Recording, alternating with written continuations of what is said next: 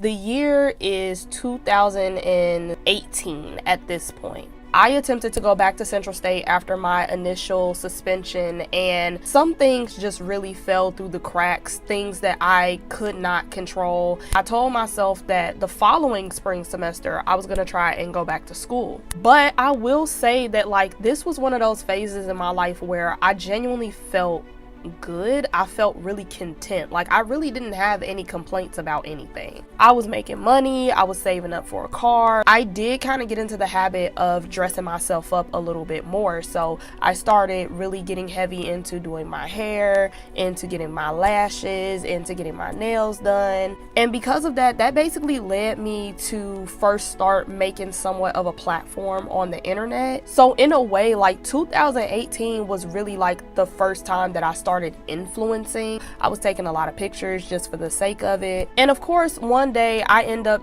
just posting on Snapchat because Snapchat was one of my main domains at that time. So I post one of these pictures on Snapchat, right? I end up getting a notification from Tyler ABC. So I'm looking at this for a second because I'm just in shock that number one, this man is reaching out to me, hitting me up. Number two, it seems like you're trying to flirt with me, but last time I checked, you got a girlfriend. The notification itself had me stuck, but then to read the actual messages, I'm just like, what is going on? I just simply responded back, thank you, and I left it there. I get another response, and this boy had the audacity to text me and say, I miss you. I genuinely was not checking for this man. I had no emotion towards him, no feelings towards him. It literally was just I see you, that's it. And again, I forgot I even had that man on Snapchat. I am in a new caliber of my life to where, babe, I know there's more out there. I know there's so much more that I can touch right now, especially when it comes to men. I don't know what to say to a man that claimed that he missed me, but we were supposed to link up with each other practically 2 years ago, and you had other plans. So what do you want me to say? When this man texts me that he misses me, my response was, oh, okay. I end up reaching out to my cousin, telling her what happened because I am just dumbfounded. I feel like I am in the twilight zone. But as I'm talking to her, she's talking about twin flames and soulmates and string theory and stuff like that. And I want to say that about 2 days had passed, and I did start to think about it just a little bit heavier because I did end up having a dream about him probably a month or two before he even sent that message. And then it was a point in time where I had a bunch of bees living in my windowsill, and by the time that Tyler had texted me on Snapchat, they died. Bees and ladybugs, they're supposed to signify not necessarily love, but changes in your life or something like that. And I do remember just ladybugs coming into my room somehow and that bee situation. So the more that I started to think about it, the more that I started to reflect on our previous interactions, our previous relationship and stuff like that, I did start to become a little bit more open to the possibility of what if this really is my soulmate? What if this is my, my second chance and I can go for it? It does seem like we always end up colliding with each other, connecting with each other. We got a lot of mutual friends or whatever. So maybe this is low-key supposed to be my soulmate or something like that, and we just can't get it right. I don't know. I hit up my cousin and I basically ran it by her before I said or did anything. She hyped my head up and told me, you should text him. You should just talk to him, get it out the way. Even if you guys only become friends at the end of the day, just put it out there just so it can be out there. So I took her advice and I decided to text him. And then me being me, I had to be a little bit flirtatious, just a little playful flirtatious. I texted him and I said, you don't really miss me for real. Within seconds, this man texts me back, I do. I really do. But you flushed me though. The fact that he was finally thirsting over me, it felt great. And from that moment on, we started chatting a lot and we started to catch each other up to speed with what was going on in our lives. He asked about Central and I unfortunately had to tell him that I flunked out, and then something happened to where I wasn't permitted to come back again. And in some way, at some point, this man referred to me as bae. Eventually, during our conversation, this man gave me his phone number to text him instead of being on Snapchat. We start chatting it up way more, and at this point, I'm starting to learn a lot more about him than what I did initially. And I must say that like our communication skills were better, like on both of our sides. So there comes a point in time where I pretty much opened up to him. I pretty much put my heart on my sleeve. Ooh, so embarrassing, so cringy. And I texted him and I told him, you know, all these years, I really thought you hated me. All in all, like I told him everything. I put it all out there. And after I told him about that, we basically did start to have a little bit more of a conversation. So at that point, you know, I told him like, you know what? I think it's a lot of things that we need to talk about before we move forward, whether that's us being just friends or whether we potentially get back together. And I think one day we should definitely set aside our schedules and make that happen. And surprise, surprise, Tyler agreed to it. He's like, Yeah, you know, I actually do look forward to that because I feel like we need to talk about a lot of things. Like, I'm learning so much about you. girl, who are these people? Who are these people? We are definitely not 13 anymore. He basically ended up inviting me out and he said like, hey, you want to go to the movies? And I guess we were going to have our talk like during the movie day. Like, you know, we were going to go out and do other stuff. So he was going to let me know what his schedule looked like and he said that he would send it over. I think it was probably like a whole week. He never sent me his schedule. At that moment, probably by like day 3, I had already decided, not surprised. Not surprised. Okay, keep it pushing, be moving on. I end up venting about the situation to my cousin and I'm telling her like, you know, I expected this. I knew he wasn't gonna do better. I knew he never changed. I knew that it was just gonna be the same thing over and over again. But then I end up telling her I never took the initiative to text him. And she's just like, well, why didn't you just ask him? Like, you could have at least asked him, hey, what's up with your schedule? Hey, what's your schedule looking like? Like, you can't just be completely silent and expect for him to say something. So I reached out, I texted him. Turns out the whole situation was a miscommunication, so we decided to reschedule again. And this is when everything started to pretty much get complicated and go downhill a little bit. To make a long story short, he stood me up a total of probably like 6 times, and that's just for dates. There were also times where this man said that he was gonna stop by my job and come and see me, and he never did. There were times where he would say that he was gonna be in the neighborhood and that we were gonna meet up, and we never did. There would be times where he would say that he was coming to my neighborhood to go kick it with some of his homeboys from back in the day, and I was supposed to be invited to that.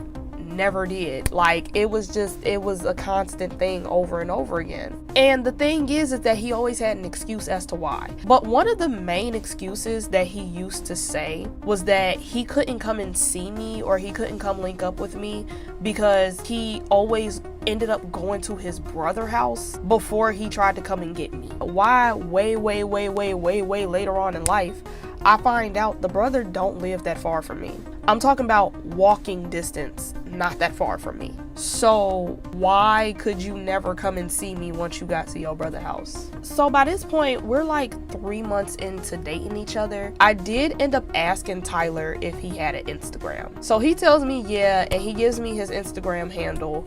And the way I wish I would have just not did that, I go on Tyler's Instagram.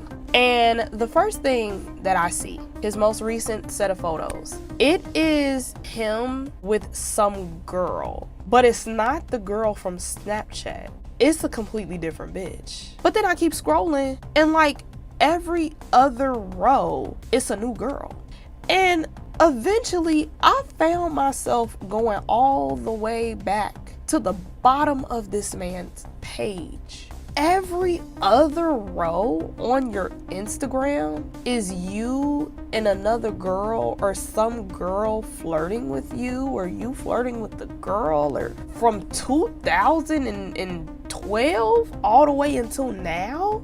And then I go on his tagged photos. This girl had like a screenshot to some old text messages, but the caption basically says that she's so blessed to have Tyler in her life and that they've been able to keep in contact since 3rd grade. He's been in an on and off relationship with a girl since 3rd grade.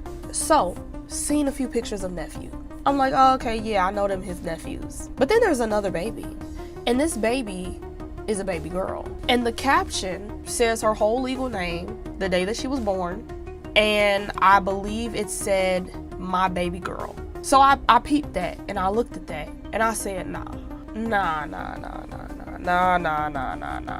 I'm tripping, right? So then I go to the second picture. Second picture kind of gave me a little bit more context. And this time, it just confirms in my head, this is his daughter. I seen everything that I needed to see. And I told him, like, what's up with all these girls on your page? Oh, you overdoing it. You so dramatic. It really ain't even that many women. Like, it ain't even like that. Let's address the baby. Why you ain't ever tell me you had kids? Oh, I thought you knew. So how was I supposed to know that you had a baby? Well, actually, I got 2 kids. If my math is mathing, when I hit you up on Snapchat back in 2016, you had a damn son. And even then, you didn't even mention your son. I feel like I was never supposed to know that these kids existed. I was so distraught by that whole situation, by that whole statement. But I low-key went ghost that whole entire day. I also just had a hunch. I followed the link that was through his Instagram, and I went on his Facebook. On his Facebook, it's tons more pictures of baby girl. But majority of those pictures and videos, they were coming from another page. So I go on the other page. I look at the profile picture. I'm like, she looked familiar. The baby mama of the baby girl is the girl from Snapchat. So let me get this straight. Okay, so you had plans to link up with me, flaked on me because you decided to go back to one of your exes. It didn't work out between you and baby mama, and y'all end up breaking up and falling out before she even gives birth to the baby. And you in a whole new relationship. The baby is born premature, I'm assuming. Your new relationship somehow falls through the cracks, and then you double back to me. And mind you, while this is still going on, while all of this is going on, he has a whole fucking son.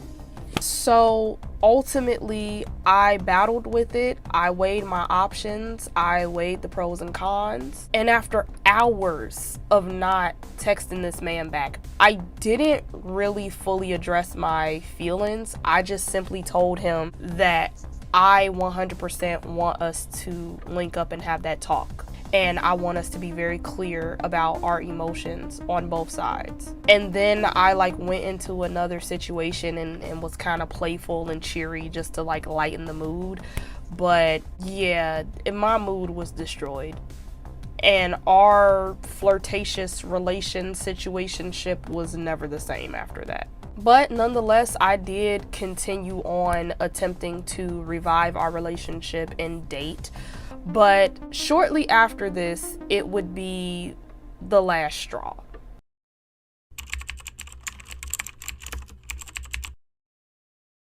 Back it up,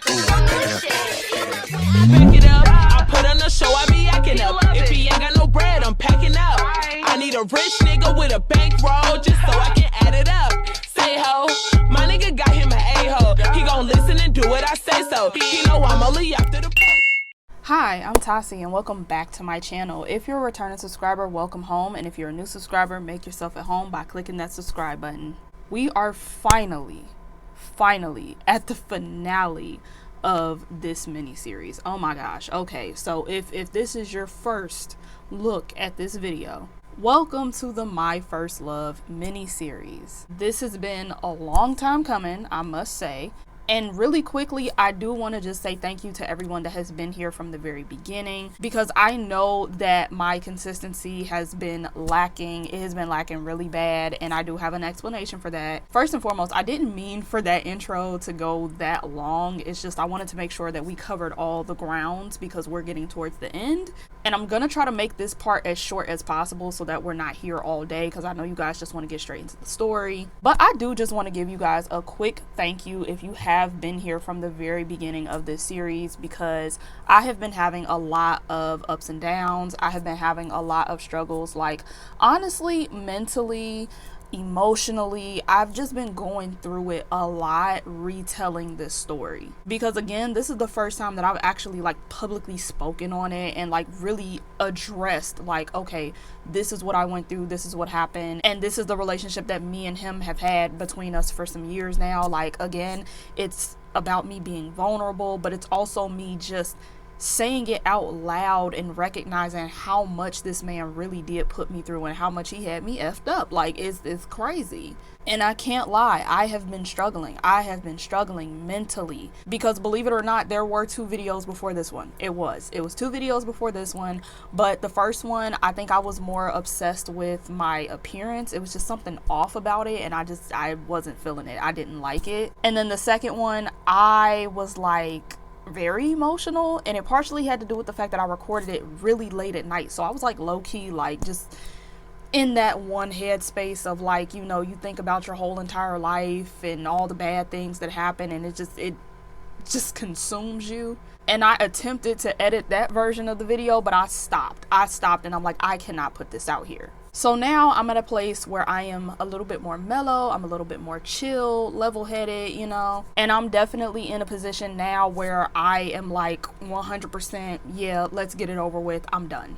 So again, thank you for watching, and I'm not going to keep you guys any longer. So with that being said, let's get straight into this video. So we're just going to pick this up right where we left off, because we did leave off on a cliffhanger. I found out that Tyler had children.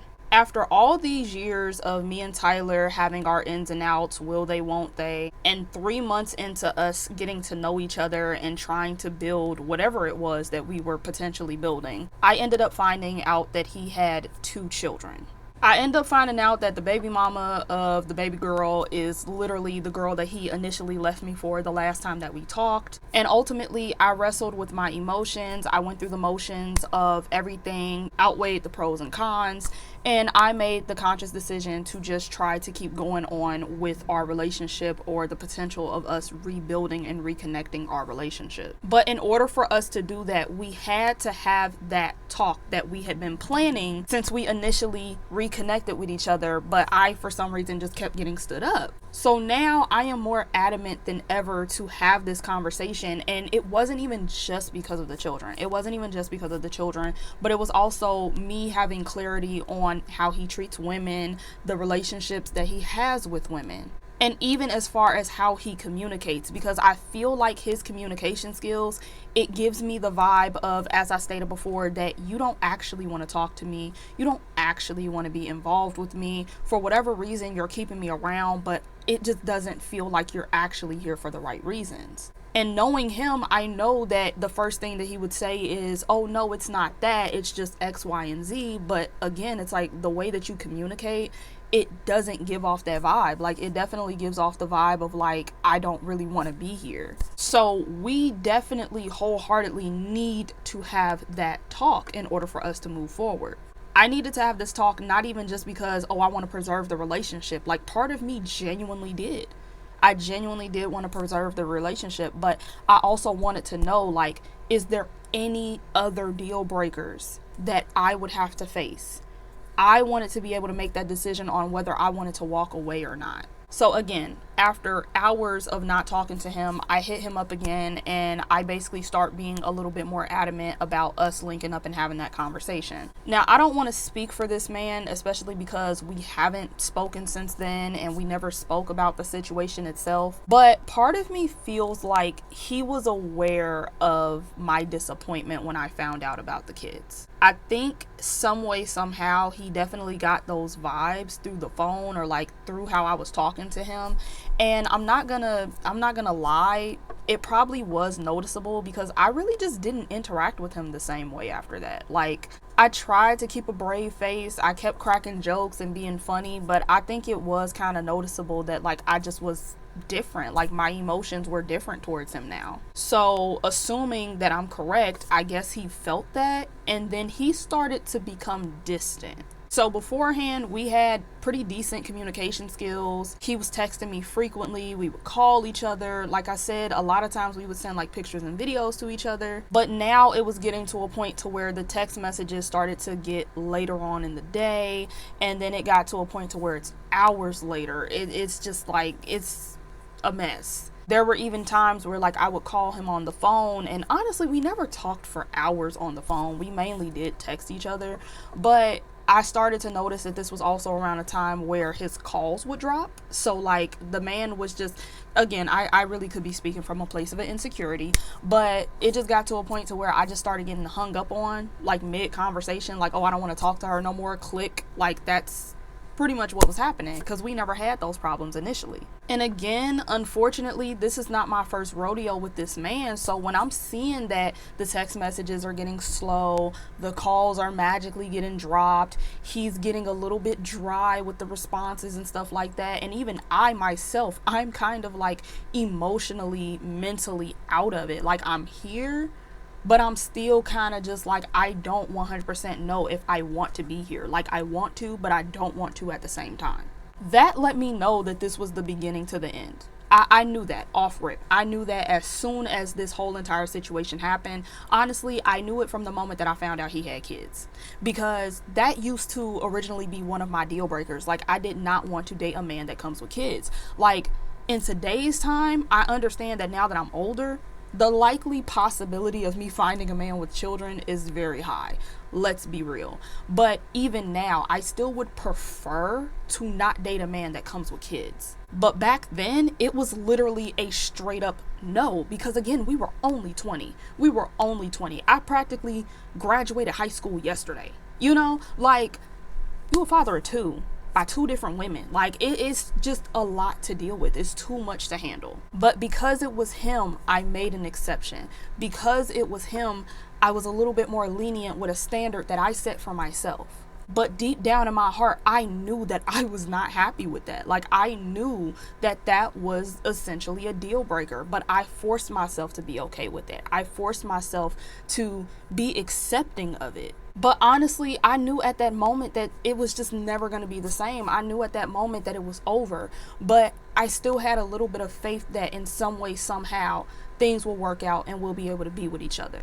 And now you're probably wondering, like, girl, what is there to have faith of? Because again, we on part 5. We done seen 5, 6, 7, 8, 9, 10 different examples of this man not being worth your time. So where was the faith? What else do you need? Like, girl, why you ain't leave by now? And I'm gonna tell you exactly why I still had a little twinge of faith that some way, shape, or form we were gonna magically work out and we were gonna be together. So let's go back to junior year of high school. Remember when I had said that I felt like he just, left or dropped out of high school simply because I transferred over to his class? And again, I can identify that was definitely an insecurity that was coming from literally just my emotions, because I kind of sort of knew it wasn't that deep initially, but part of me definitely felt that way regardless. But if you guys can recall, he magically disappeared and I never seen him again ever since that moment. It turned out that he had got caught up in some mess, like he had did something, and that caused him to get arrested. And because he had got arrested, obviously he didn't graduate high school on time. I'm not sure how long he was locked up. I'm not really sure exactly what all happened. I do know that we were about 16, 17, 18, somewhere around that time. And again, when I added him on Snapchat, he was turning 19. So I don't think it was that long of a sentence, but nonetheless, it was a sentence that prevented him from graduating on time. I'm not sure how other states do it, but one thing that I know about Ohio is that I believe you have until you are 21 years of age to still attend high school. So to my knowledge, I think he ended up going to an alternative high school, but he didn't get a GED. He got a legitimate diploma. At the end of the day, it doesn't really matter. As long as you got your stuff, it's girl, we don't care. But it wasn't like a GED program. It's like he legitimately went to class, went to school, and like got his credits up and was getting ready to graduate and had a diploma. Like, I remember that. I know that much. So I'm not really sure exactly where he went after the fact or how long he was going there or what. But long story short, he went back, got his diploma, and that year that we started reconnecting again, he was going to graduate. And I remember that we had briefly mentioned it, briefly talked about it when we first linked up with each other and pretty much ran each other up to speed of what's new in each other's lives. So then there comes a point in time where we're randomly talking about it, and he brings up like the whole he's nervous about graduating and he's been applying to colleges and XYZ. And somehow we ended up talking about the possibility of me showing up to his graduation. And he pretty much at that moment invited me. Like, he legit told me, like, I want you to be there. You can come. Like, I want you to be there. And I remember that conversation too, because I remember thinking to myself, like, I don't have any appropriate dresses to wear. Because again, I still was in that mindset that eventually I was going to go back to Central. I was about to be back on campus. I had club wear, baby. I had club wear. I had booty out, boobies out. Like, I had those types of clothes in my closet. I ain't have nothing formal. I ain't have nothing appropriate. Nothing, okay? And I just remember, like, I shouldn't even be telling y'all that, but I just remember there was a point where he wanted me to try on the dresses. So I had like a few pictures. I think I have one of them left, but I had like a few pictures of me trying on different dresses because he wanted to see which dress. And just, again, we was being ugly, he was being freaky. It just, yeah.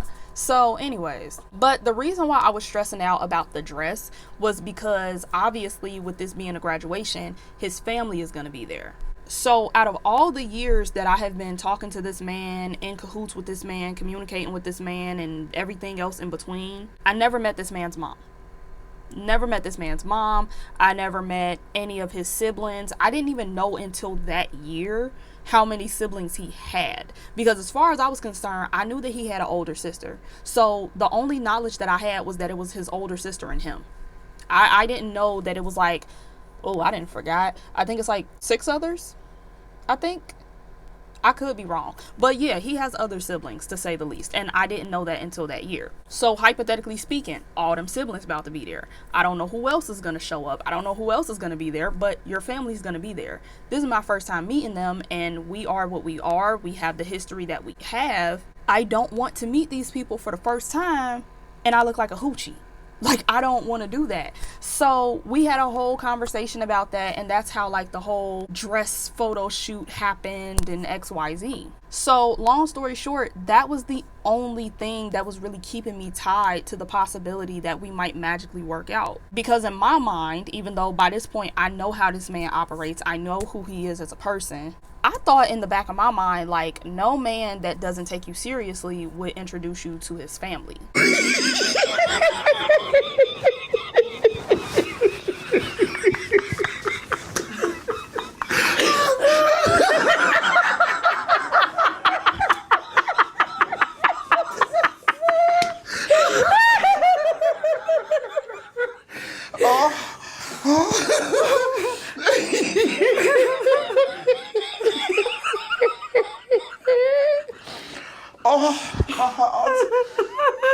And not only that, this is a big accomplishment in his life. Like, why would he just want some random girl to be there? Like, obviously this means something, so let me just go through with that and see how that all plays out. But even with that situation, it was starting to show signs that maybe it just wasn't about to happen. So anyways, the first issue, I asked this man, where is it going to be? This was when it first was communicated, like way when we first communicated with each other. I asked him, where is the graduation ceremony going to be? He said that he didn't know because they hadn't told anybody yet. And I'm like, oh, okay, cool. Because again, I'm not sure if he went to an alternative school or if he went back to just some regular school in CPS or whatever. But I know how janky CPS can be. Sometimes you really won't know where your graduation is or when. They'll just give you like, I don't know, like a flyer and be like, you graduate this year. And it's like, okay, but what day? Like we don't have no type of other information, and you'll mess around and not know until like the month of, the week of, like, you know. But the closer it got time for him to graduate, he still allegedly had no information about where the ceremony was going to be. And then I asked about tickets, because depending on your high school, certain high schools require your family and all the people that are going to come to buy tickets. Sometimes it's a limited amount of tickets. And then in some schools, like my school, they're just like, girl, we don't care if you bring a whole football field as long as they fit. We don't really care. So I asked him about that. And again, he says that he has no information about that just yet. Time gets closer and closer. He still somehow doesn't have that information. But nonetheless, I still got a little bit of faith. And I'm like, he's going to update me eventually. He's going to let me know. Everything's going to fall into plan. No problem. So keep in mind, this was the only thing that was really keeping me tethered to this man. This was the only thing that was even keeping me around. I was giving him the benefit of the doubt. I was just going to give him the benefit of the doubt because of that one event, because of that one situation. In the meantime, though, we got to have that talk, because I ain't never forget about that, okay? So again, we keep planning these instances where we're going to link up with each other, right? And this has happened probably 2 or 3 more times. 2 or 3 more times, he stands me up. Again, like, never fails.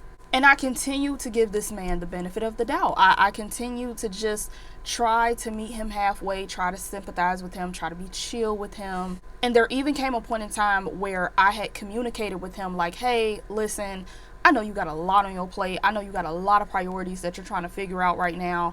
I'm not asking to be at the top of the list because I know you got a whole bunch of other things to deal with. But I just want to know that I'm on that list, because the way that you're making me feel right now, I don't feel like you really want me. I don't feel like you really want to be here. And I just need some type of reassurance, like, is this still going on? Because if not, let me know. And I don't remember exactly what he said, but I remember that he actually did take the time to apologize. And, you know, he did communicate that, like, yeah, it's just a lot on my plate right now, but I promise you, I never forgot about you, yada, yada, yada. Honestly, I wish I had those text messages. That way I could read it verbatim, because I don't really remember what all was said. But long story short, there came a point in time where we tried to plan this date all over again, and like usual, I got stood up. But this one was kind of different from the other times too, because I didn't hear from him like majority of that night. Like, there was no, oh, I'm sorry, hours later like usual. There was no you up text. There was no nothing. Like, it was just completely silent. And it's sad to even like think about that and reiterate that, but like by this point I was so accustomed to this routine. After, I think, like, I didn't even wait that long anymore. I think I literally waited probably like an hour and a half, which is still too long to be waiting on somebody, but I think I waited like an hour and a half. And then I just got up, I went to my room, I, you know, undressed, took my shower, washed the makeup off my face, took my lashes off. I think I like twisted my hair up, because again, I was natural at this time, so I done twisted my hair up, put my bonnet on, and I just sat in my bed and watched the movie Coco. Like, I gave up, you know, like, I just already knew, like, babe, if you ain't coming in the first hour, you ain't coming at all. I'm accustomed to it. I'm used to it now. And you know what's so ironic? You know what's so crazy? That night, that was the first time I had ever seen the movie Coco, okay? So, spoiler alert, if you haven't seen it, I don't know how you wouldn't have seen it by this point, but you never know.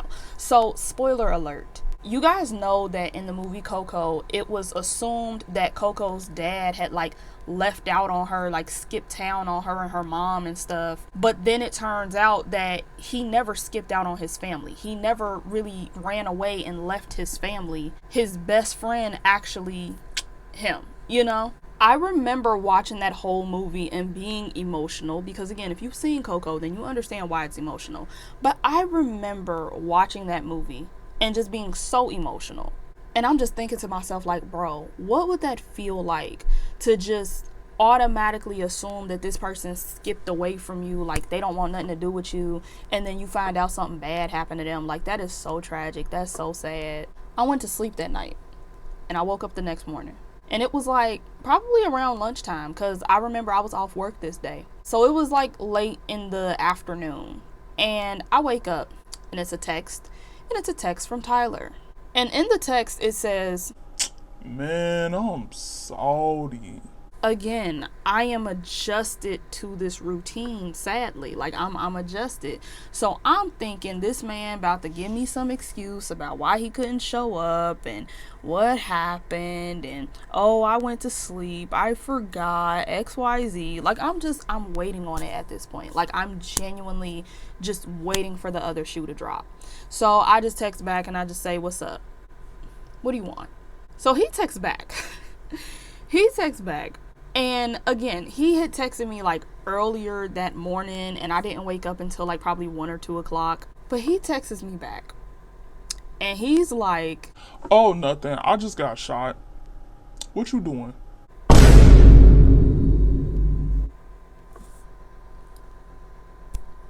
what? Like, first of all, wait a minute, pause, hold the phone. Let's address, hold on. Let's address, you got shot? That's number one. Number two, why are you so casual about the situation? I wouldn't think that the response would be, man, I'm salty, to having a bullet go through your body. Like, but again, he from the trenches, so you know, maybe this ain't the first bullet wound. I don't know. But remember what I told you a long time ago, how he ain't all the way right in the head, and that's why I didn't want him coming to my neighborhood? You see what I'm saying now? You see the example now? Because what? But anyways, moving on. As assumed, as predicted, as anybody else would react, I low-key panicked about the whole situation. I felt some type of way. I did. So he's trying to calm me down, and I'm over here like damn near hysterical because I'm like, bro, what? Like, what are you talking about? What are you saying? And he's still just playing it cool, and he's just like, Nah, chill. Listen, it was in my leg. It's only in my leg. It's in my left thigh, and it went straight through. I have no fragments. It's not trapped in my leg or nothing. I'm cool. I'm good. but I'm just still thinking about that though. I'm just like, wait a minute, what? And mind you, I also started to feel guilty because again, I didn't hear a response from him that whole entire night. I low-key had a grudge, low-key animosity that whole entire time because I just felt like, oh, you stood me up. I don't really care. Just to come and find out that something that serious happened. And again, he's weird, so he don't think it's that serious of a situation. However, I thought it was very serious and I was distraught. So I'm feeling distraught, I'm feeling guilty. So I'm texting him and I'm just like, what hospital are you at? I'm gonna come visit you. I'm off today. He ends up telling me that he got discharged a long time ago. And I don't know how that process really works. I would think that if you have an injury like that, they would keep you there for at least a day and then release you. But from what it sounds like, they just pretty much bandaged him up and gave him crutches and he just was able to walk out the door after that. I don't know. But yeah, he said he got discharged from the hospital already. And I had texted him again and I'm like, do you want me to come over? Like, do you want me to come and see you? Like, are you sure you're okay? Now, I'm not going to tell y'all where this man live at. I'm not going to tell you exactly where he's at. I mean, honestly, I myself don't even know exactly where this man lives at. I have an idea, but I don't know where he is. But basically, he lives deeper in the city. He lives way, way deeper in the city than what I did. So imagine my surprise when this man tells me that he's not at home either. He's actually kicking it and walking around Seven Hills. I don't know if y'all actually want that much detail or if you care or not, but I'm probably gonna put in a map showing y'all how far the city is, like the actual city limits is, as opposed to where Seven Hills is. And you tell me that it makes sense that a man that lives in this area would be all the way in that area after being discharged from the hospital. Because then that would tell me that you are in the hospital that is out in Seven Hills. That doesn't sound like, oh, I was at UC hospital and I just, for whatever reason, decided to get on the bus and go to Seven Hills. It doesn't give that. So, okay, I'm a little suspicious about that because that tells me that you were in Seven Hills. What were you doing in Seven Hills and you don't live that far out? Okay. So I forget what happens for the rest of the day, but we're on the next day now. And the next day, I volunteered to come over his house again just to make sure that he was straight, just to make sure he was cool. So I text him and I'm like, hey, do you want me to come over? Do you want me to see you today? Not 100% sure if I had to work this day or if it was a situation where I was off again. Not 100% sure. But I had volunteered again. And this time, this man says, Oh, I'm not at home, I'm at work.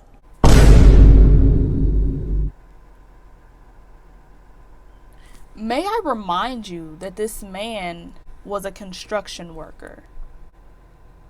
You're at your job on crutches and bandages with a bullet wound. Why? How does that add up? How does that make sense? So now I'm suspicious. I'm very suspicious. Like, I'm not gonna lie. I ended up seeing all the proof that I needed to see that this man was actually injured, but I'm gonna keep it real with y'all. I definitely thought initially that that man was lying. I really did. I really did. Because you're in a part of town very far out that you don't live in and you're going to work the next day, but you have a whole bullet wound. Like, you have a hole in your leg that goes all the way through. And you're just being a busybody. And I think I had low-key made a joke about that too. Like, oh, a bullet can't stop you. But I'm still very much like, what's going on? But again, I ended up seeing, like, you know, pictures and stuff like that. So he did end up, you know, actually being in that situation. But again, he's not well in the head. So all of these things make sense to him. All of these things are okay to him. So for all I know, that man didn't even finish a whole day of work. He just went to work until they forced him to go home. I don't know. But yeah, he ain't well. He's not well for doing that, I must say.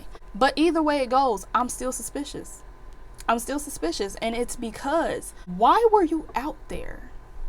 What brought you out there? Like, that's all I could think of was, why were you out there? Especially on the day that we were supposed to link up with each other. Like, why would you go all the way out there and you knew you had prior engagements with me?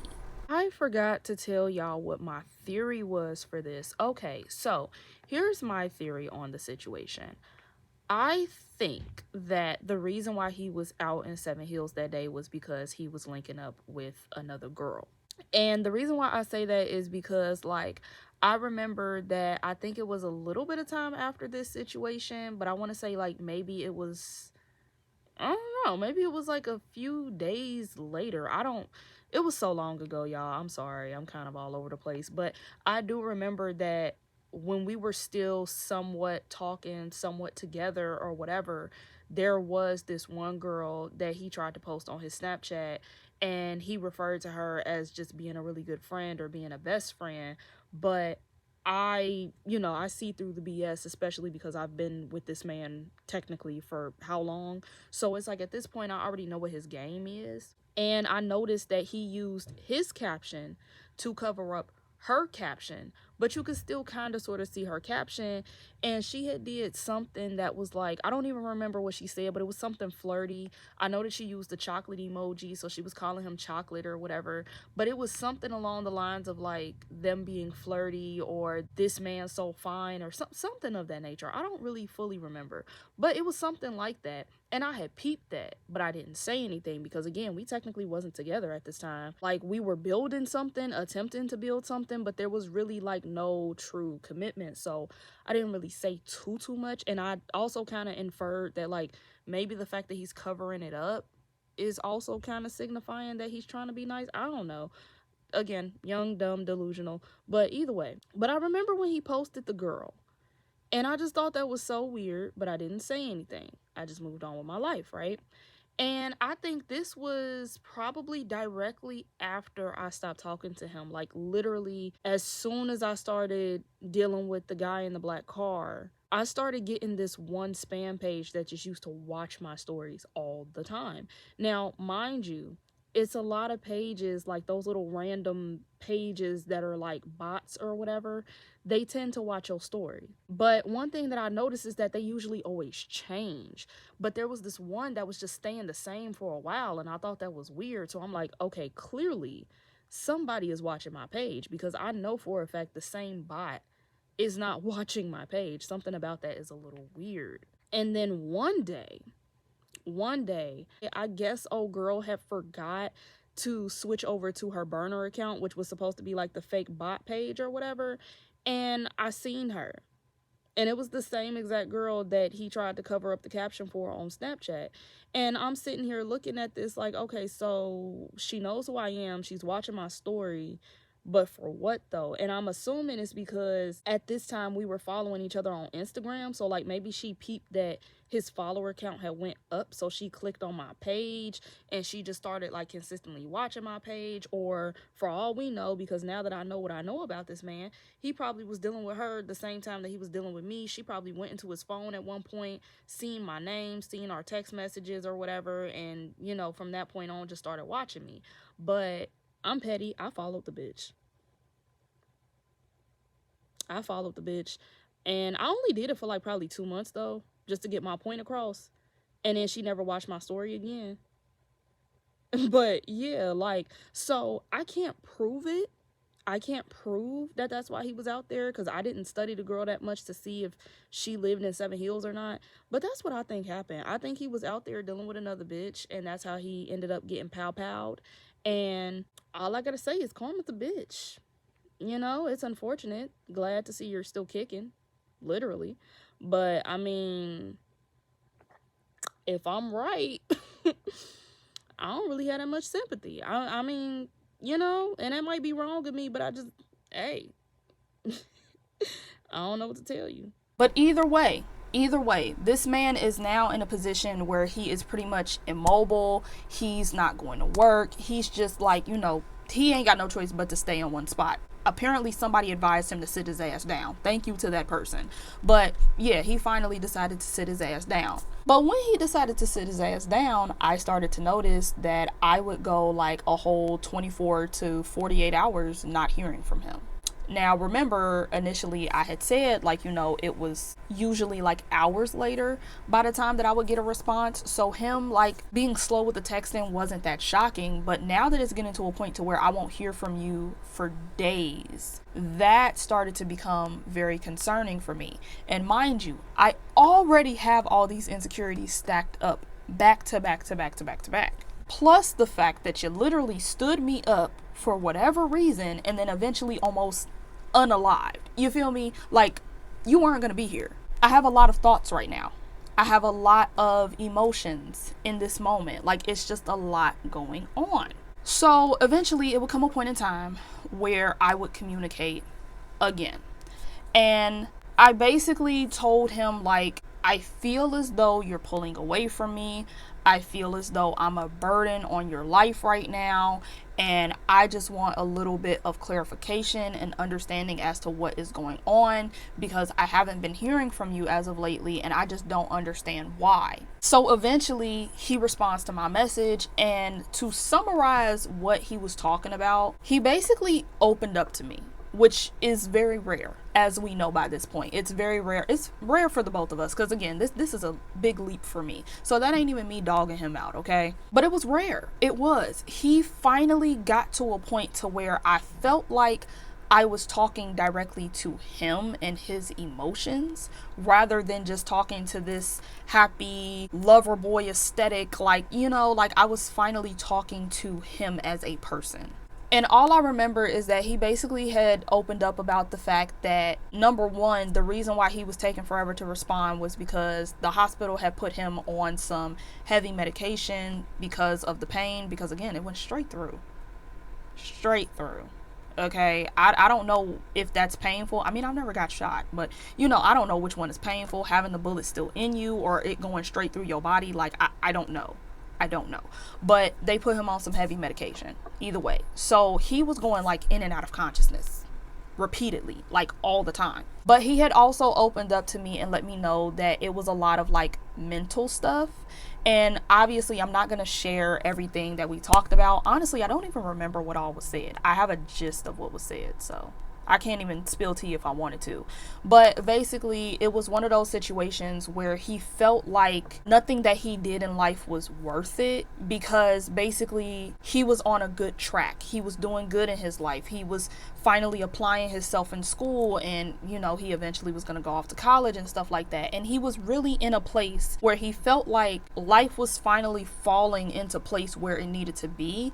And then that situation happened. And that situation pretty much reminded him of his past. It reminded him of, you know, technically you will never escape being this person. You will always be who you were that got you into that situation. And he basically was just really depressed about that. And he started to kind of sort of talk as if he didn't want to go to his own graduation because of the situation. And mind you, that was like, it was approaching, it was getting closer. But by the time that his graduation was going to roll around, he definitely would have been healed by that point. But, you know, it was basically just like a mental toll on him, and it made him feel really depressed about it. So we had a really deep conversation. We were having like a really good heart-to-heart session, I must say. Like, again, I feel like that was the closest I got to him. Unfortunately, that was the closest that I had ever got to him. And I really don't remember what was said, but I do have like a brief screenshot of that. But he had said something along the lines of like, he would never try to intentionally hurt me,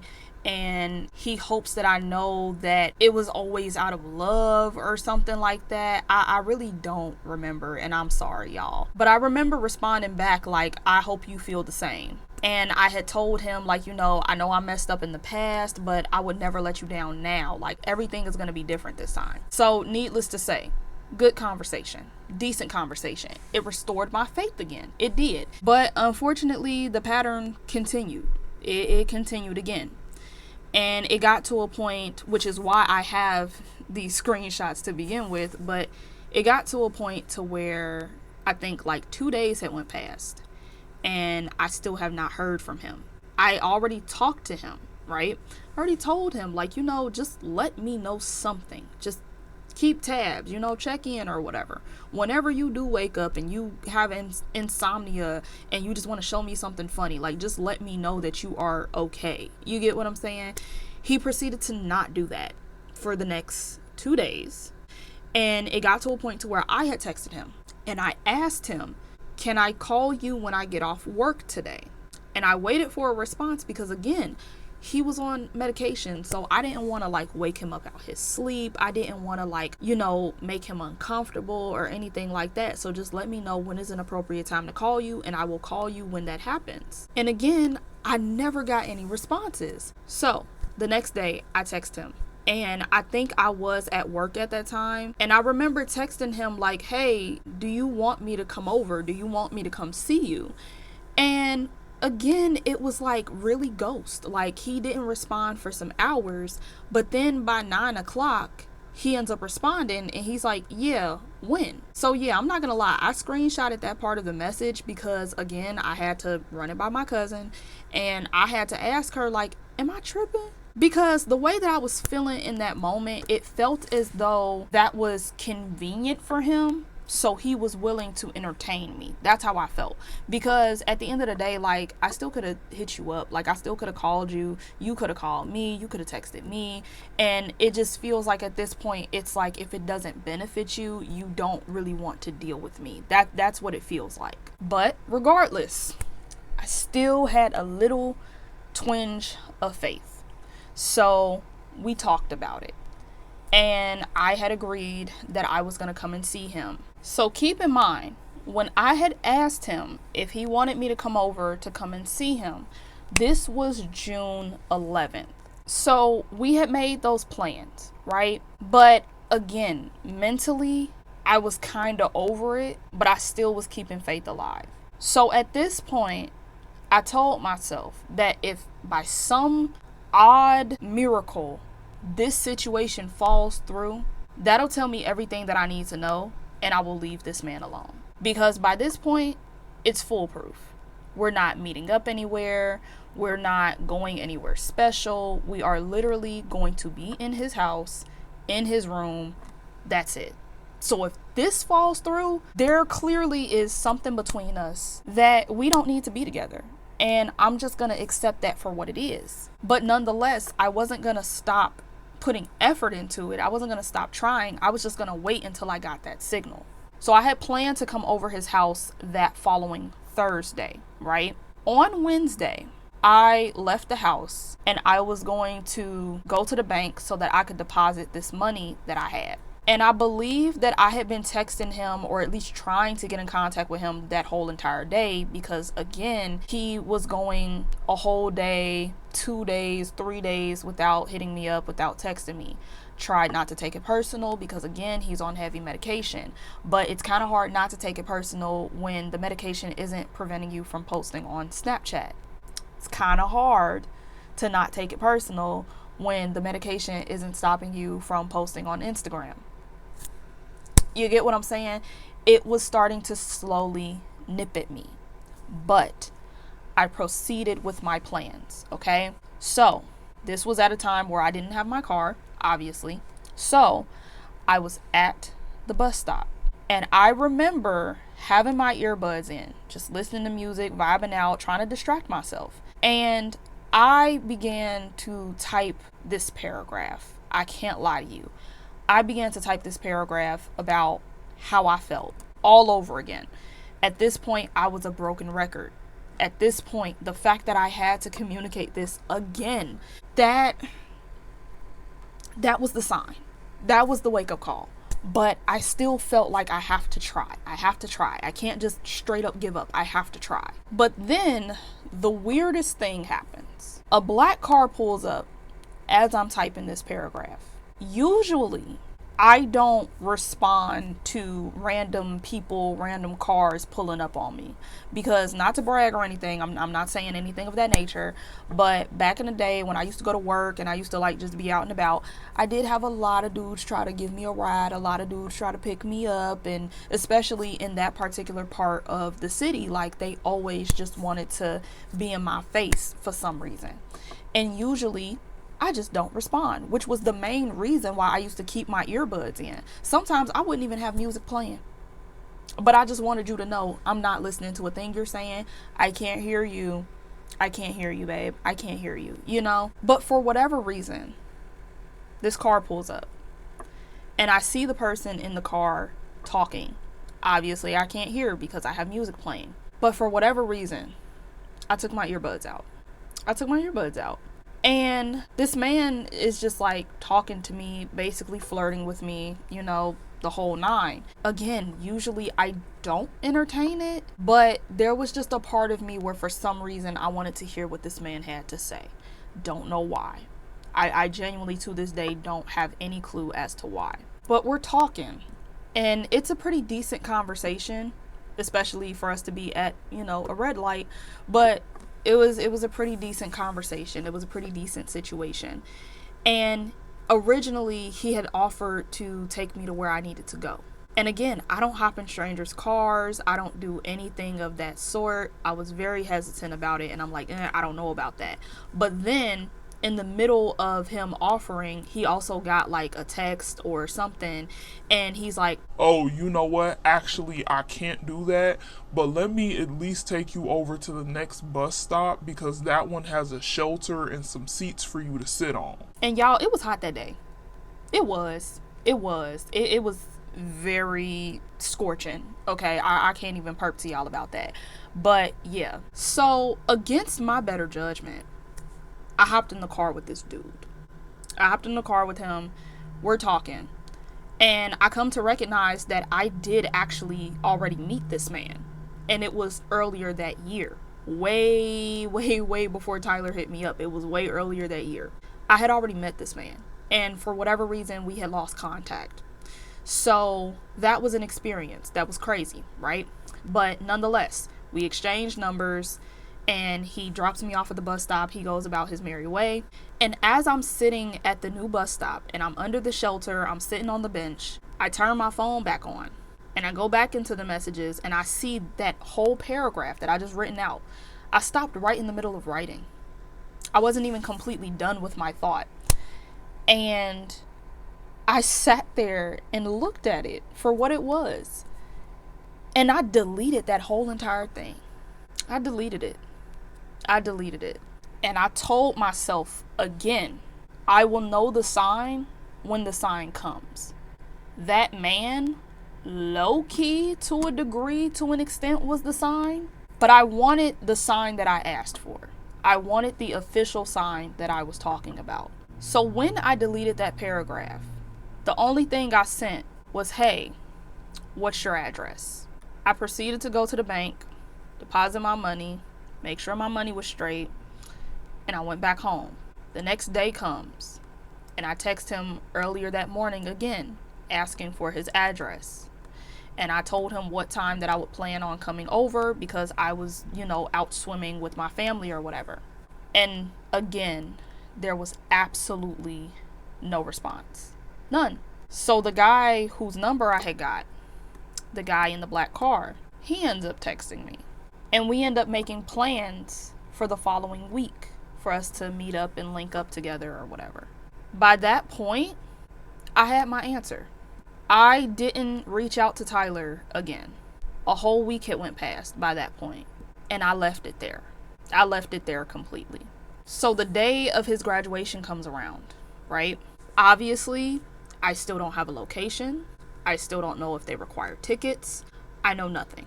It's been pretty much the rest of that month. So again, the last time that we spoke, it was like June 13th, June 14th. It's been a while. Practically a month at this point. We have not spoke.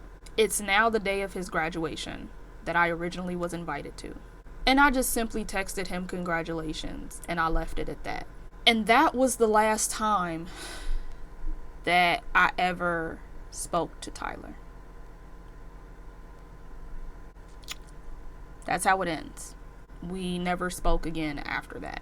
So to just wrap it up, honestly, because that's just how it ended.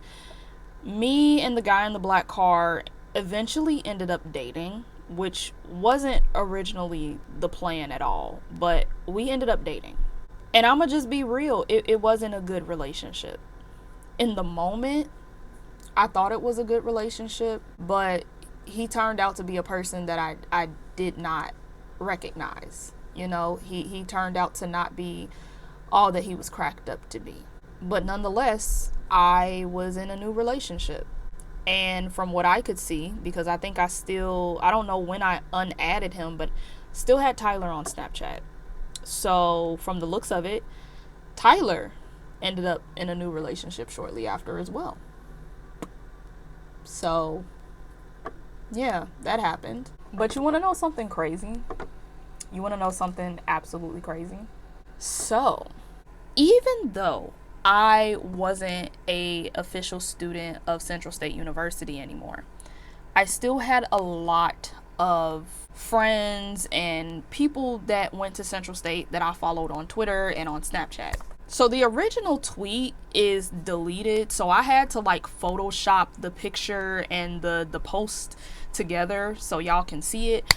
But there was a tweet that ended up going viral from one of the students of Central State because our student body or something, their original Twitter page, they had posted this picture of one of the phases of orientation. And the reason why it had went viral is because the original poster had said something like, there's so many memes in this photo. And I remember when that was going viral and everybody at Central was laughing at it, talking about it. And then I remembered there was this one separate thread within the thread that talked about this one particular guy. And they kept saying bro, this dude look like early version Chief Keef. Now, obviously, I'm not going to show y'all that because I know how y'all like to be. I know how y'all do. Don't try to investigate. Don't try to be messy, okay? If you investigate on your own time, I don't care. But, don't. No. So I'm not about to show y'all that picture. I'm not about to show y'all the zoom in picture. But all you need to know is that there was a point in time where they were saying this dude looked like the early version of Chief Keef, when he first popped out. And when I seen the photo itself, and when I had seen the zoomed in photo of the dude in question, I did think in the back of my head, like, that low-key looks like Tyler. Low-key. But I didn't think twice about it. I didn't care about it. I'm like, okay, whatever, you know?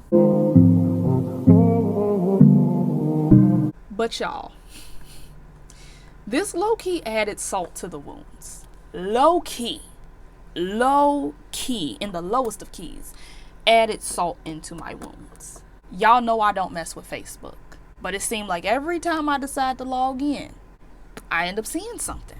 And keep in mind, by this point, I had made a whole brand spanking new Facebook page, because I think this was around the time that I tried to be a small business or whatever. So I had remade my Facebook page. So whoever was deleted, blocked, whatever, it was non-existent now. So I log in on Facebook, a whole brand new Facebook account with a whole brand new set of Facebook friends, okay? And I believe it was probably because of my aunt, because I had one of them aunts where she just be knowing people and she just worked with everybody and they mama for some reason. So I think that's how it got on my timeline. But let me show y'all something. Let me show y'all a post.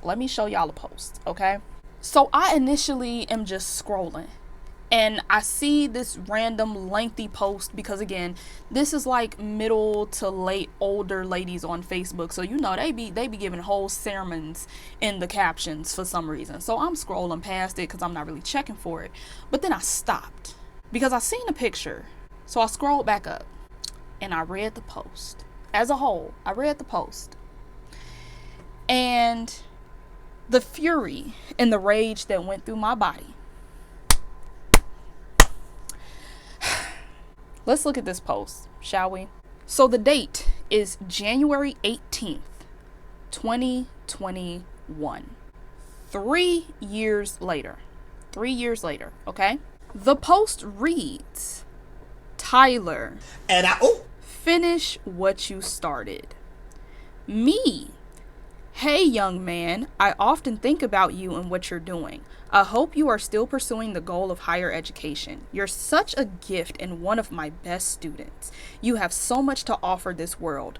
Don't kill your dream. Tyler, yes, ma'am. Thank you so much for everything, especially believing in me when I didn't believe in myself. I start my junior year this semester. Yes, that's what I'm talking about. I love it. I'm so very proud of you, Tyler. That's not what got me, okay? That's not what pissed me off. See, this post comes with a picture, okay? So let's look at this picture. You tell me why I would be upset with this. You tell me why I would just suddenly break out into a rage.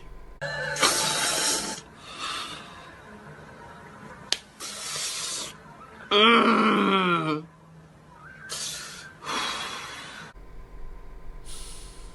want to know why I was so furious at this image 3 years later? 3 years down the line?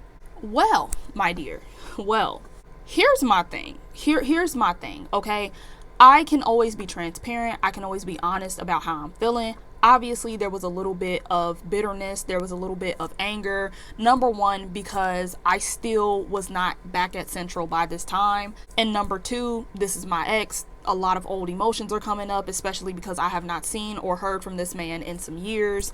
And by this point, I had eventually not even followed him anymore. I removed him from Snapchat, everything. Like, he's literally non-existent in my life. It is a whole 3 years later. 3 years later, I'm seeing this man's face for the first time. Obviously, I'm going to be a little bit, but that is not the reason why I was so upset. The reason why I was upset is because remember all of those times where I kept reiterating that I feel like this man hates me. I feel like this man does not like me. I feel like he really does not care about me as a person. He doesn't care about my feelings, my emotions, etc., etc. If this ain't put the nail in the coffin, I don't know what else will. Because you knew that I originally had went to Central State, because I told you when I hit you up on Snapchat, and you asked me about it when we reconnected a whole year later. My issue is not the fact that he went to Central. Anybody can go anywhere. I'm not in control of that. I don't care about that. What I'm upset about is that you knew at some point, at any given interval of time, you knew that you would be going to Central State. And you knew that there was a likely chance, even though it didn't pan out that way, there was a likely chance that I was going to be on the same campus. We were probably going to have mutual friends. We were probably going to have classes together. We were going to be at the same functions, the same events. We were going to be in proximity with each other. We were going to be around each other. And you decided to ghost me. I can't fully say that we left on bad terms because that would be unfair, but nonetheless, we didn't leave on good terms.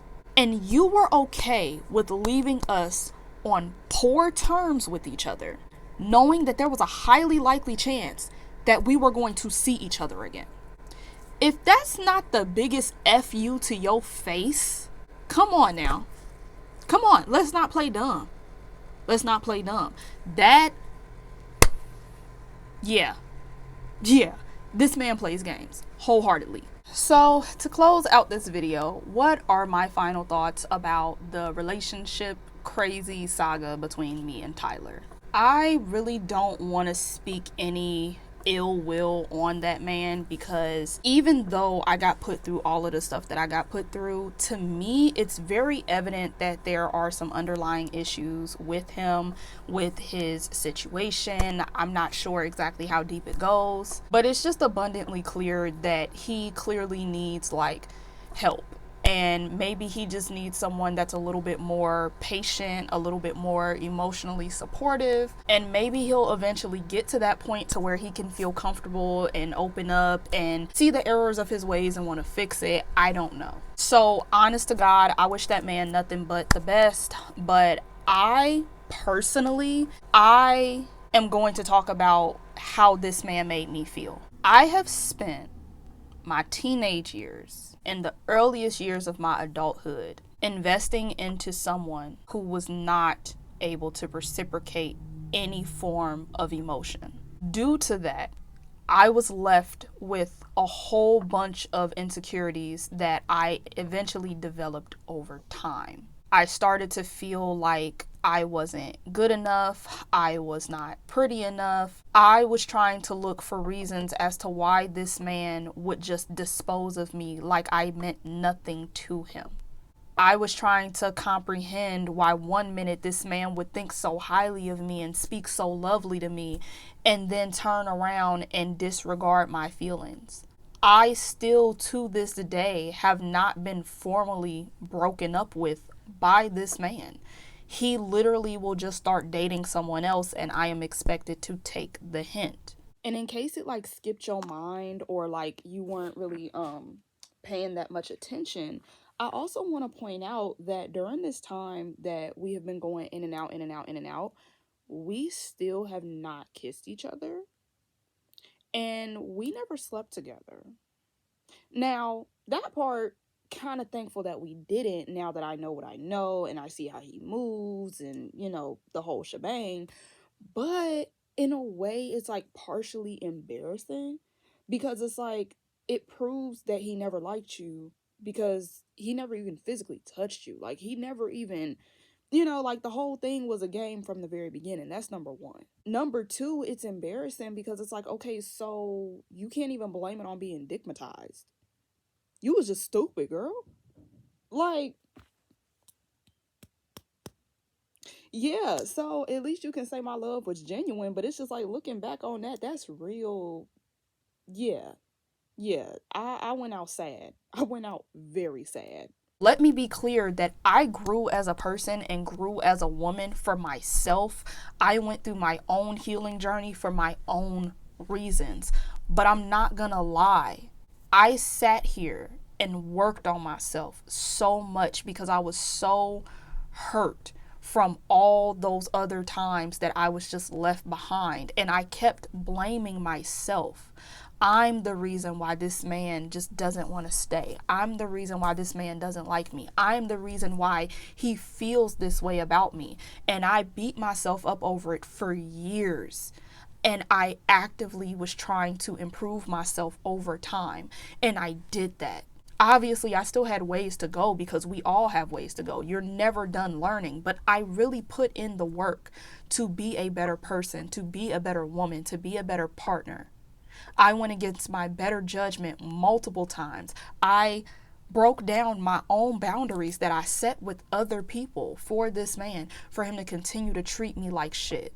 And whether it was intentional or not, it's very telling how he doesn't think about how I would feel when he did the things that he did, regardless. It's very telling. It's very telling. And not to be dramatic, but even the mental state that I'm left with when he leaves, it's not okay. And it's not healthy because, again, I have no bad blood, no animosity with Mark. I want it to be clear, like, I don't wish bad on him either. But like I said before, I can reflect now and show myself that I shouldn't have dated Mark. I really shouldn't, because Mark wasn't even really making a move to make sure that we were together. Mark was still kind of like, having cold feet. If he wasn't going to shoot his shot, somebody else would have came along. The only reason why I went through with that was because I wanted to feel loved. I wanted to feel special. I wanted to feel important. And I, for some reason, thought I was in competition with Tyler because Tyler had moved on with 10 different people by that point. One of them being a very close friend of mine at the time. Like, I felt like I had to compete. So I should have never been in that relationship. And that relationship drained me completely, in a completely different way. And then even with the man in the car, that was the worst relationship I've ever been in my life. And I don't blame Tyler for it. I want to be clear. I do not blame Tyler for what that man put me through, for what that man did to me and all of that. I don't blame Tyler because at the end of the day, I got in the car against my better judgment and decided to exchange numbers with this man. I do not put that against him. But there is a part of me where I have a twinge of resentment towards him because of that situation, because I legit would not have been outside that day if it wasn't for the impression that I was going to see Tyler the next day. Because at this time, the way that I had my money set up, I used to work my job and I used to do a little bit of babysitting on the side for my aunt. So I would have cash and then I would have whatever amount of money I made at work, and the work money would be on my debit card. I rarely ever touch my cash unless it was an emergency or unless I absolutely positively needed to make a payment on something. But I damn near had like 2 different incomes, 2 different bank accounts, if we want to be real. I took all the money that I saved and I put it on my card. All of it, because I wanted to make sure that I had money for an Uber to and from his house, and so that we could order some food, because that was back in the day when DoorDash was fairly cheap.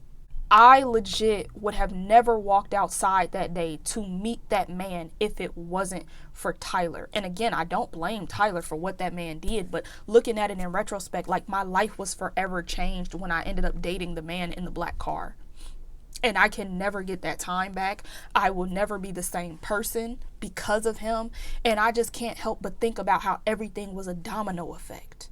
I can't help but just think, if I would have just not been outside that day, none of this would have happened. If this man would have broke up with me earlier, none of this would have happened.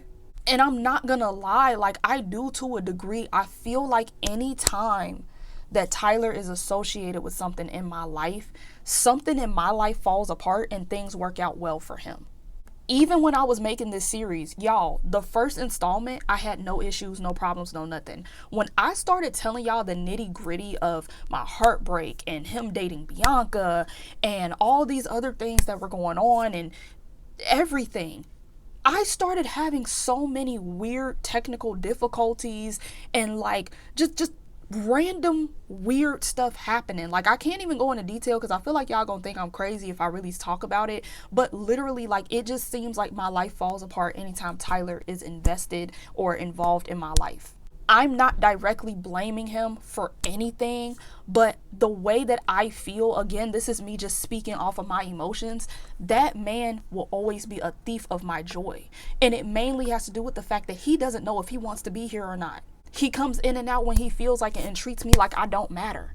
So I'm constantly sitting here. I guess what it is that I'm putting more energy into him than putting more energy into myself. And in return, I don't pay attention to the things that I need to take care about. I don't know. To me, I was. To me, I was doing everything that I was supposed to and doing my due diligence. But I think that's what it was. Like, I gave away too much of my energy and I didn't focus on myself enough.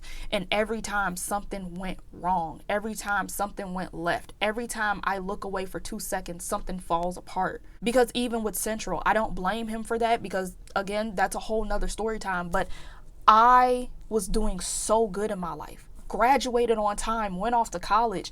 I was okay. I start talking to this man. He pops out with another girl.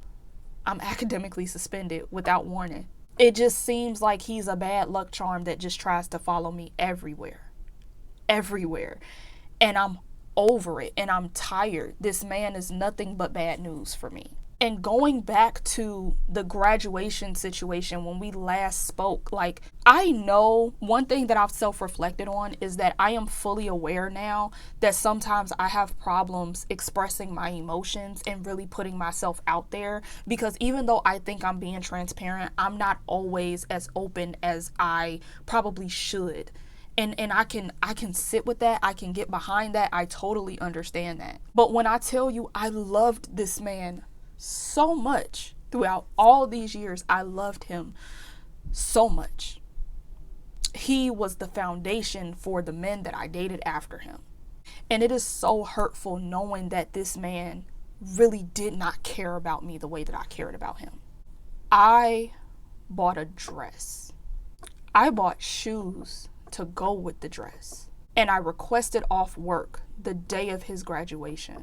I missed out on money. I missed out on work to be there for what was supposed to be one of the biggest days of his life. I took all of my money that I was saving up for something else and put it into my bank account to make sure that I could see him and that he could have a good time while he was on bed rest. And I got flaked on. Again, how do you flake on somebody coming to your house? The amount of disregard that this man has for me is embarrassing and it's painful. And what's embarrassing about it is that it took me this long to come to that conclusion and figure that out, that this man never actually liked me. Maybe he did when we first initially dated, but this man never cared about me. This man never had good intentions with me. It's just very obvious, okay? And I was tied to this man and allowed this man to come in and out of my life from the time of 13 all the way until 20. And you know what sucks is that when I was dealing with the man with the black car, initially we were not dating, we were not together. I'm gonna be transparent. We was being grown. We was doing grown stuff, okay? He was a summer fling. That's what he was supposed to be, and it just spiraled into something else. But the first 3 months, when he was who I thought he was and he was supposedly this good guy, this man worshiped the ground that I walked on. He professed his admiration for me every turn. And we did what we did and was messing around, right? Maybe I shouldn't put this on the internet. Maybe I shouldn't say it out loud. But at this point, what else is there to embarrass me? I've been embarrassed enough. But I still had Tyler in the back of my mind that whole entire first 3 months that I was dealing with that man. I was sleeping with this man, dealing with him, no protection, which was very irresponsible, but dealing with him unprotected. I'm kissing this man in the mouth, tongue, everything. I'm just wilding, honestly. I was wilding. And I still thought about Tyler. The man in the black car turned out to be a piece of shit anyways, but in that moment, that man, he wanted me so bad. He was obsessed with me. He practically loved me from the first time he saw me. And the whole entire time I'm dealing with this man, going out to eat with this man and everything, I'm thinking about a completely different dude. And the dude that I'm thinking about is a man that does not care about me, that does not want me, that has made no effort to make me feel like I was special in his life. It took me entirely too long to cut that man out of my life. Entirely too long.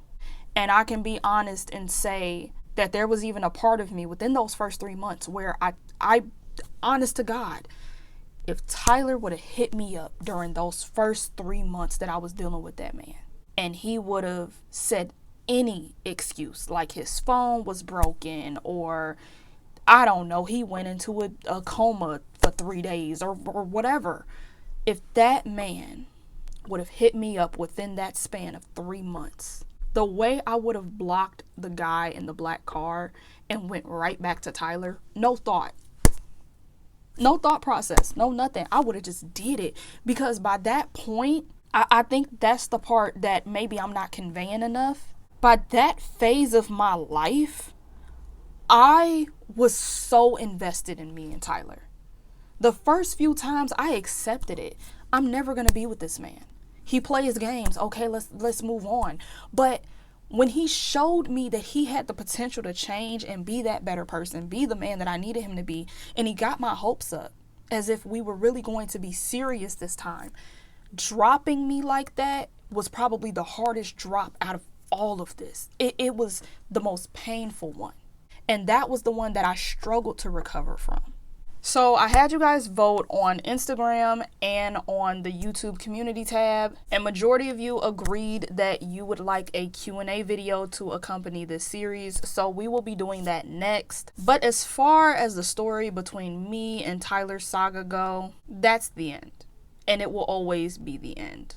Like I said, I don't want any more dealings with this man, simply because I clearly cannot handle someone who is emotionally incompetent and emotionally unavailable. I deserve to be loved out loud. I deserve to be loved fully in every season of my life. And I don't deserve to have mind games being played on me because we don't know if we're ready yet, but we just don't want to see you with nobody else. I don't have time for that, okay? And I must say, even though it's a little embarrassing, this definitely is a huge weight off of my shoulders. So I am glad that I got that out there. As embarrassing and as difficult as this situation was, I must say I'm very proud of myself. So guys, if you enjoyed this video, please do not forget to like this video, comment down below your thoughts and opinions, and keep it cute. Like I said, keep it cute.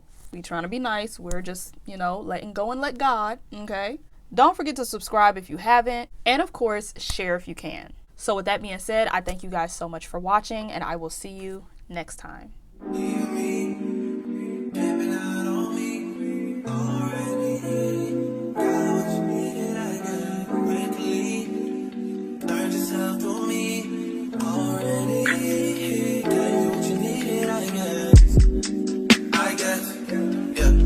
So I'm not with nobody.